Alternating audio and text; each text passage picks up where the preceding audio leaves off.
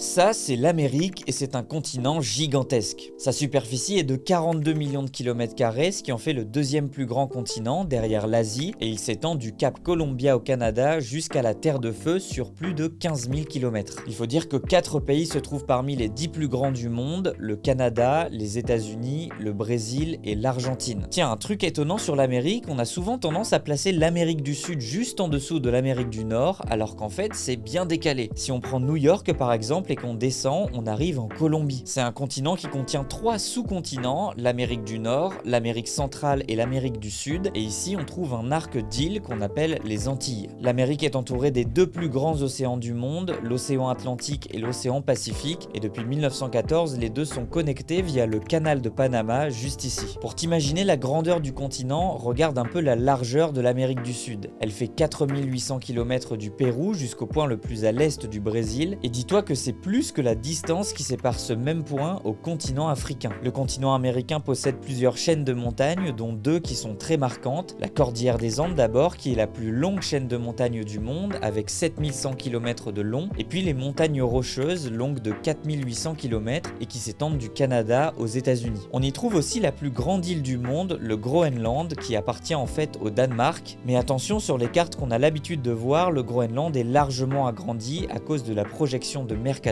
En réalité, il fait 7 tailles par rapport au Brésil.